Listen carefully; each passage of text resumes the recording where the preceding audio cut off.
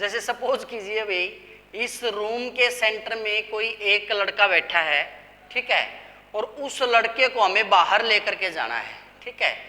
अब वो जो लड़का बैठा है सपोज कीजिए वो 11वीं क्लास का है या बीएससी फर्स्ट ईयर का है, और जो उसको यहाँ से ले जाने के लिए आया है वो लड़का जो है 7th क्लास का है, ठीक है। तो आपके अकॉर्डिंग क्या वो जो 7th क्लास वाला बच्चा है रूम के सेंटर से उस 11वीं क्लास वाले बच्चे को या उस बीएससी वाले बच्चे को लेके जा सकता है? ये शिक्षा ही जीवन का आधार मित्रों, शिक्षा से तुम कर लो सारे प्यार मित्रों।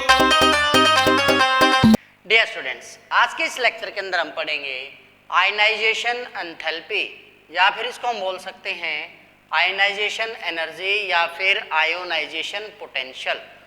अगर बात करें आयनाइजेशन एंथैल्पी, एनर्जी या पोटेंशियल, बात एक ही है।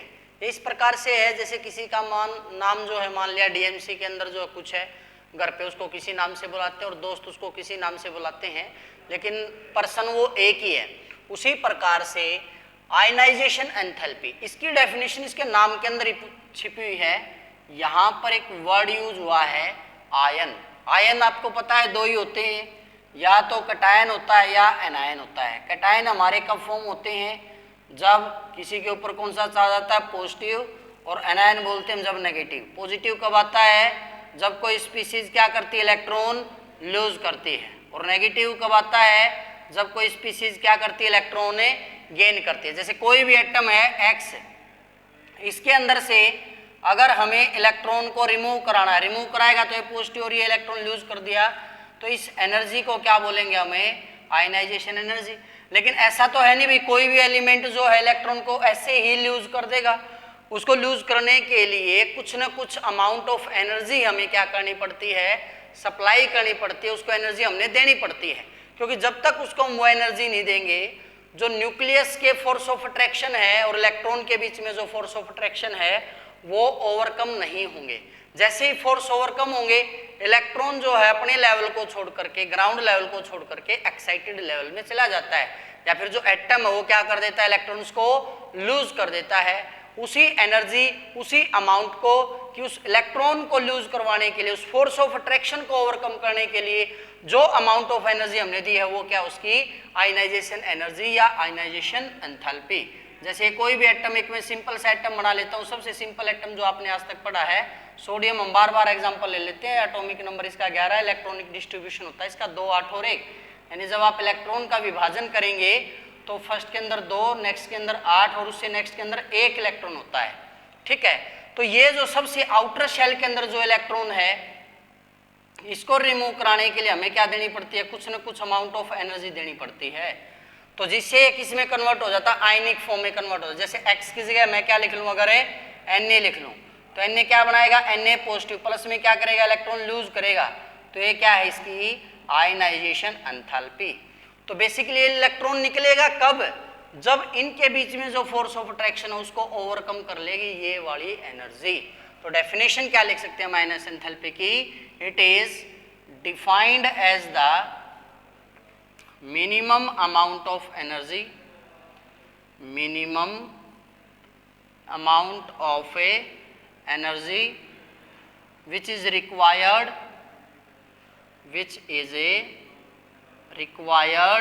to remove the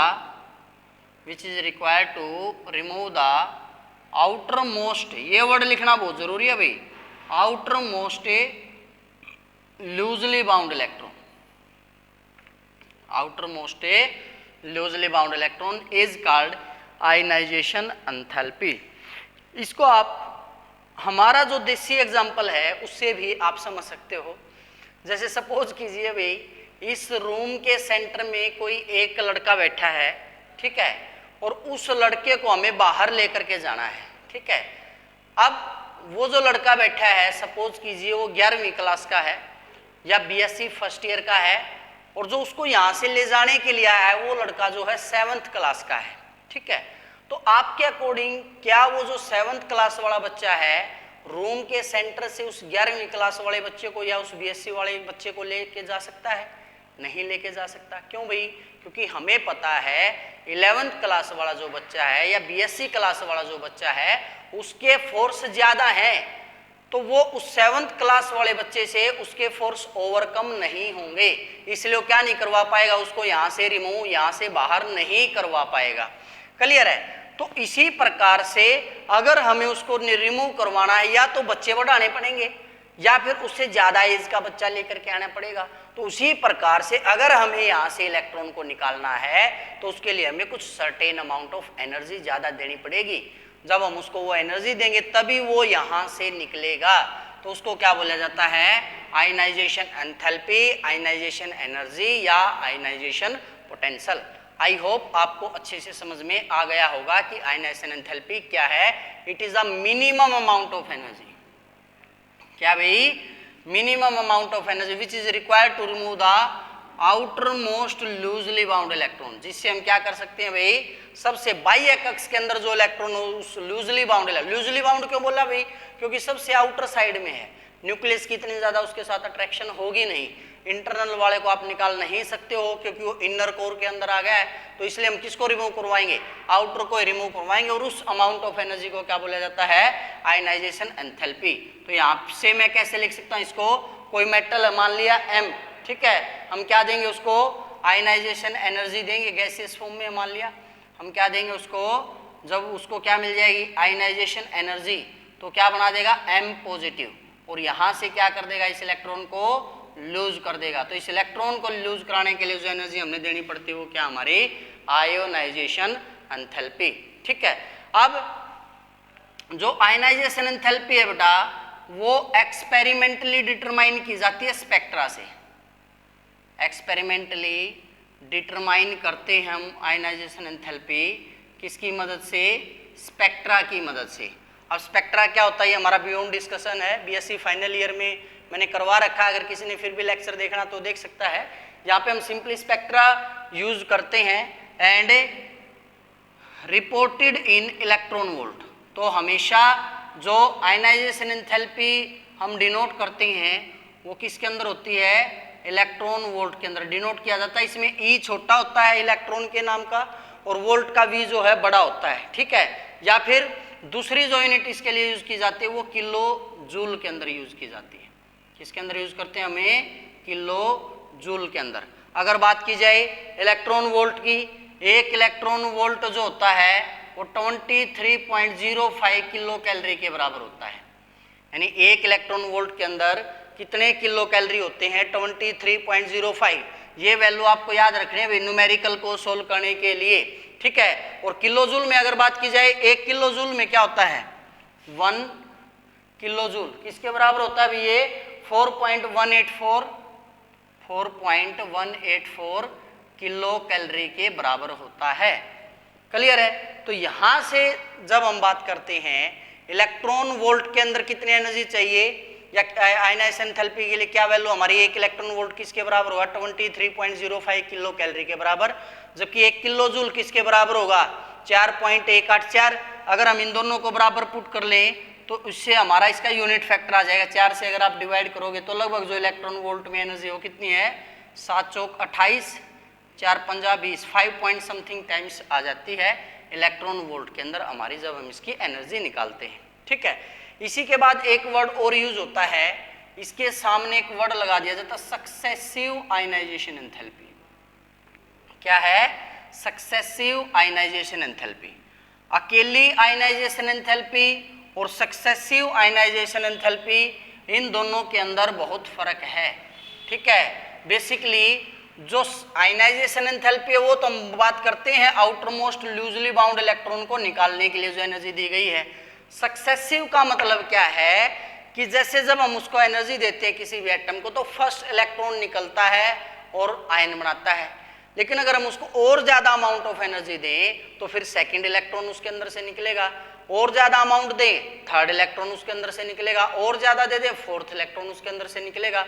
तो ये जो अमाउंट ऑफ एनर्जी होती है इसको क्या बोला जाता है बेटा? Successive ionization enthalpy. ठीक है, तो क्या लिखेंगे? When first electron has been removed comma we can remove second, third, fourth and so on electron from any atom। कि हम क्या रिमूव करा सकते हैं, जैसे हमने फर्स्ट रिमूव करा दिया इलेक्ट्रॉन, उसके बाद हम सेकंड, थर्ड, फोर्थ इलेक्ट्रॉन को रिमूव करा सकते हैं। The amount of energy required, the amount of energy required to remove subsequent बोल लो या सीक्वेंस बोल लो भाई, उससे आगे second, third, fourth ETC electron are called successive ionization enthalpy, are called successive ionization enthalpy. तो उसको क्या नाम देंगे बेटा आप, सक्सेसिव आयनाइजेशन एंथैल्पी बोल देंगे। जैसे कोई मेटल है M, हमने उसको एनर्जी दी, क्या बनाया उसने, M पॉजिटिव और इलेक्ट्रॉन लूज कर दिया, ये क्या उसकी first ionization enthalpy. Similarly M positive है, फिर उसको आयनाइजेशन एंथैल्पी हमने दी, वो क्या बनाएगा 2 पॉजिटिव, एक इलेक्ट्रॉन और लूज कर दिया, ये क्या होगी उसकी second ionization enthalpy. Similarly M2 positive, फिर आयनाइजेशन एंथैल्पी दी, एक इलेक्ट्रॉन और चला गया M3 पॉजिटिव, फिर क्या इलेक्ट्रॉन लूज कर रहा है, वो क्या होगी हमारी थर्ड आयनाइजेशन एंथैल्पी। इसी प्रकार से ये जो आयनाइजेशन एंथैल्पी है इसको क्या बोलते हैं हमें, सक्सेसिव आयनाइजेशन एंथैल्पी। ठीक है, तो यहाँ पे जरूरी क्या है, हमें इन एंथैल्पीज का पता होना। जैसे न्यूमेरिकल जब आपसे पूछता है तो न्यूमेरिकल में आपको दे देगा भाई फर्स्ट आयनाइजेशन एंथैल्पी ये है, सेकंड आयनाइजेशन एंथैल्पी ये है, अगर इतने ग्राम एटम को हमने आयनाइज करना है तो बताइए कितनी अमाउंट ऑफ एनर्जी हमें उसको देनी पड़ेगी। ये न्यूमेरिकल भी करेंगे हम, तो वहां पर आपको अच्छे से समझ में आ जाएगा। क्लियर है। तो बेसिकली एक बात और आती है भाई, फैक्टर अफेक्टिंग आयनाइजेशन एंथैल्पी। क्या आती है, फैक्टर अफेक्टिंग आयनाइजेशन एंथैल्पी, कि कौन कौन से फैक्टर हैं जिसका इफेक्ट आयनाइजेशन एंथैल्पी के ऊपर पड़ता है, या फिर जो डिटरमाइन करते हैं कि आयनाइजेशन एंथैल्पी किसकी ज़्यादा होगी और किसकी कम होगी। ठीक है, तो बेसिकली जब फैक्टर्स की बात की जाती है तो उसके अंदर हम 5 जो है मेन फैक्टर लेते हैं जो आयनाइजेशन एंथैल्पी को इफेक्ट करते हैं। तो क्या हमारा फैक्टर्स अफेक्टिंग आयनाइजेशन एंथैल्पी। ठीक है, तो जो आयनाइजेशन एंथैल्पी मैंने क्या क्या बताया भाई, 5 फैक्टर हैं। सबसे पहला मैग्नीट्यूड ऑफ न्यूक्लियर चार्ज, सबसे पहला जो इफेक्ट आयनाइजेशन एंथैल्पी को इफेक्ट करता है वो क्या, magnitude of nuclear charge. Second क्या है हमारा, साइज ऑफ एटम, सेकंड क्या है भाई, साइज ऑफ एटम। तीसरा सबसे इंपॉर्टेंट और जिसको समझने में बच्चे अक्सर गलती कर देते हैं, स्क्रीनिंग और शील्डिंग इफेक्ट। क्या है, स्क्रीनिंग और शील्डिंग इफेक्ट। फोर्थ जो फैक्टर आता है हमारा penetration effect, penetration effect of electron. और लास्ट आता है हमारा अरेंजमेंट ऑफ इलेक्ट्रॉन, या इसको क्या बोल देते हैं हमें, इलेक्ट्रॉनिक अरेंजमेंट। क्या बोल देते हैं भैया हमें, इलेक्ट्रॉनिक अरेंजमेंट। तो हमारे कितने फैक्टर्स हो गए, 5 फैक्टर्स हो गए वे कौन कौन से। सबसे पहला हमारा मैग्नीट्यूड ऑफ न्यूक्लियर चार्ज। तो सबसे पहले आपको पता होना चाहिए भाई न्यूक्लियर चार्ज होता क्या है। बेसिकली न्यूक्लियस के ऊपर जो चार्ज है, पॉजिटिव चार्ज है, उसके अंदर अगर इंक्रीज होगा, न्यूक्लियर चार्ज अगर इंक्रीज होगा, क्या बढ़ रहा है भाई, अगर न्यूक्लियर चार्ज, तो जो इलेक्ट्रॉन हमारे बाहर भरे हुए उसके बीच में इंटरेक्शन भी बढ़ेगी, पॉजिटिव नेगेटिव इंटरेक्शन बढ़ेगी। इस प्रकार से अट्रैक्शन बढ़ेगी तो इलेक्ट्रॉन को निकालना क्या होगा, डिफिकल्ट होगा। तो जैसे जैसे मान लिया आउटर सेल के अंदर पहले है 1 इलेक्ट्रॉन, ठीक है, तो 1 इलेक्ट्रॉन तो आसानी से निकल जाएगा। फिर मान लिया नेक्स्ट एलिमेंट उसके अंदर 2 इलेक्ट्रॉन हो गए, दो इलेक्ट्रॉन बढ़ने से क्या हुआ, इलेक्ट्रॉन पे नेगेटिव चार्ज बढ़ गया, न्यूक्लियस के ऊपर न्यूक्लियर चार्ज बढ़ गया, न्यूक्लियर चार्ज बढ़ेगा तो अट्रैक्शन बढ़ेगी, अट्रैक्शन बढ़ेगी तो फोर्स ऑफ अट्रैक्शन को तोड़ने के लिए हमें ज्यादा एनर्जी देनी पड़ेगी। फिर मान लिया इसी के अंदर सेम सेल के अंदर, याद रखना सेम सेल के अंदर इलेक्ट्रॉन आना चाहिए, ऐसा नहीं है कि फोर्थ सेल आ गया तब इलेक्ट्रॉन आ गया हम बोल देंगे आयनाइजेशन एंथैल्पी बढ़ेगी, नहीं, उस केस में तो घटेगी क्योंकि साइज बढ़ गया। हम यहाँ पर साइज की बात नहीं कर रहे, we are talking about only nuclear energy. Here we are discussing that as the nuclear charge increases and electrons are coming in the same shell, then the attraction between nucleus and electron increases which cause stronger force of attraction and cause removal of electron difficult, hence ionization enthalpy increases। तो इस case में जब भी हमारा electron जो है बढ़ेगा same shell के अंदर, न्यूक्लियर चार्ज बढ़ेगा, साथ में इलेक्ट्रॉन के साथ अट्रैक्शन बढ़ेगी, तो उसकी जो आयनाइजेशन एंथैल्पी है वो भी क्या होगी, बढ़ेगी। ठीक है, आई थिंक मेरे को इसको एक्सप्लेन करने की अब लिखने की जरूरत होगी नहीं। यहाँ पे क्या लिख सकते हैं हमें, attractive force of nucleus on the electron, attractive force of A nucleus on the electron is a directly proportional to product of nuclear charge, directly proportional to product of a nuclear charge and electronic charge,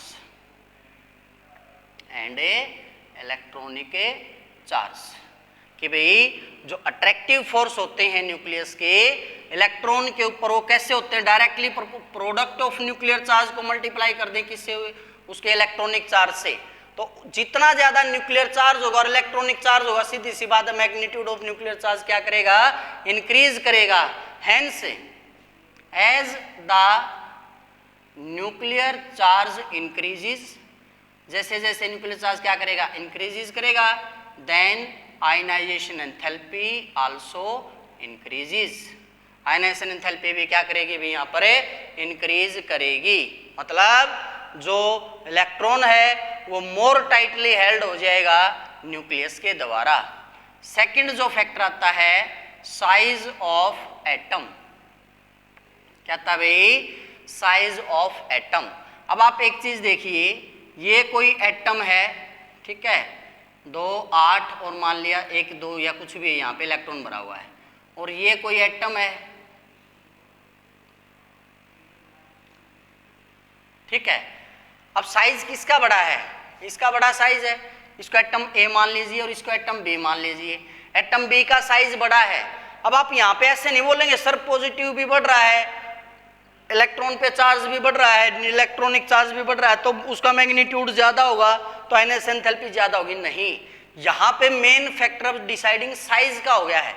अगर ये होता ना कि ये भी 3 होते, इसके अंदर शेल, इसके अंदर भी शेल 3 होते, तब हम देखते हैं आउटर में इलेक्ट्रॉन कितने हैं, लेकिन यहाँ पर तो ये एटम छोटा है, छोटे एटम की अट्रैक्शन स्ट्रॉन्ग होती है, जबकि लार्जर एटम की जो अट्रैक्शन है वो आउटर इलेक्ट्रॉन की कम होती है इनर न्यूक्लियस के साथ। आप इसको इस तरह से ले सकते हैं, जैसे कोई छोटी कंपनी है, छोटी कंपनी में क्या है कि जो मालिक है उसकी सब पे नजर रहती है, कौन काम कर रहा है और कौन काम नहीं कर रहा है, वो हर एक की जो एक्टिविटी है उसके ऊपर नजर रखता है। लेकिन जैसे अंबानी है, अडानी है या और कोई है, या गवर्नमेंट लगा लीजिए आप, किसी भी कंट्री की कोई गवर्नमेंट है, वो हर जगह हर एक चीज को इन्वेस्टिगेट नहीं कर सकती है, उसकी पकड़ हर एक के ऊपर इतनी नहीं हो सकती है जितनी कि एक प्राइवेट फील्ड वाले की होती है। तो इस वजह से प्राइवेट फील्ड वाला जो है वो छोटा साइज है उसका, और उसकी हर जगह अट्रैक्शन है, उनके ऊपर होल्ड है, लेकिन यहाँ पर ऐसा नहीं है। तो साइज ऑफ जो आयनाइजेशन एंथैल्पी है वो क्या होती है, inversely proportional to size of atom. Inversely proportional to size of atom का मतलब क्या है कि अगर साइज बढ़ेगा तो आयनाइजेशन एंथैल्पी घटेगी, और अगर साइज घटेगा तो आयनाइजेशन एंथैल्पी बढ़ेगी। क्लियर है। थर्ड जो इफेक्ट है, मैंने आपको बोला था सबसे इंपॉर्टेंट है स्क्रीनिंग इफेक्ट, या इसको क्या बोलते हैं, shielding effect. Shielding effect of inner electrons, screening effect of a inner electrons. अब होता क्या है, जैसे जैसे यहां इलेक्ट्रॉन भरा 2, 8, 18, 32, फिर यहाँ पे मान लिया 1, 2, 3, 4 ऐसे इलेक्ट्रॉन भरे जाने हैं, ठीक है, ऐसे इलेक्ट्रॉन भरे जाने हैं। तो होता क्या है, जो अंदर वाले शेल होते हैं, जो अंदर वाले शेल के अंदर इलेक्ट्रॉन भरे होते हैं, इनका काम होता है आने वाले इलेक्ट्रॉन को न्यूक्लियस के प्रभाव से बचाना। अब बात आती है सर कि ये अंदर वाले इलेक्ट्रॉन ऐसा क्यों कर रहे हैं, क्योंकि अगर न्यूक्लियस की ज्यादा अट्रैक्शन इसके ऊपर हो गई ना तो साइज कोलैप्स कर जाएगा और एटम स्टेबल नहीं रहेगा। तो इसलिए जो अंदर वाले इलेक्ट्रॉन होते हैं, जिन्हें हम क्या बोलते हैं, इनर इलेक्ट्रॉन्स बोलते हैं, वो प्रोटेक्ट करते हैं जो बाहर इलेक्ट्रॉन भरे जाने लग रहे हैं उनको किसके प्रभाव से बचाते हैं, न्यूक्लियस के प्रभाव से बचाते हैं। जैसे हमारे पेरेंट्स क्या करते हैं, हमेशा हमें बुराई से दूर रखने की कोशिश करते हैं, वो हमें प्रोटेक्ट करते हैं, हमारी स्क्रीनिंग करते हैं। तो जितना ज्यादा क्या होगा स्क्रीनिंग इफेक्ट, इलेक्ट्रॉन उतना ही अवे होगा न्यूक्लियस से। जितना न्यूक्लियस से इलेक्ट्रॉन दूर होगा उतनी ही कम अट्रैक्शन होगी, और कम अट्रैक्शन होगी तो इलेक्ट्रॉन को निकालना क्या होगा, आसान होगा, ठीक है।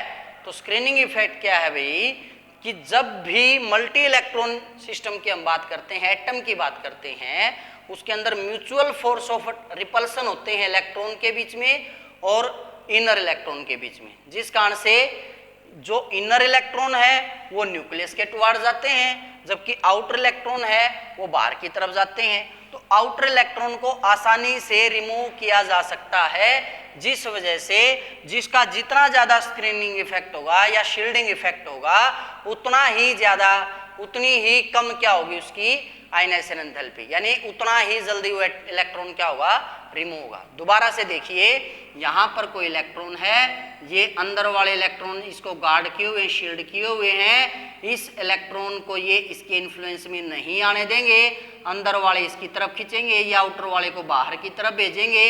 अब इलेक्ट्रॉन पहले ही डिस्टेंस पे था, कुछ ये रिपेल कर रहे हैं, तो जब हम एनर्जी सप्लाई करेंगे तो ये इलेक्ट्रॉन इमीडिएटली क्या हो जाएगा, रिमूव हो जाएगा, जिस वजह से इसकी आयनाइजेशन एंथैल्पी कम होगी, यानी जल्दी इलेक्ट्रॉन क्या हो गया है, रिमूव हो गया है।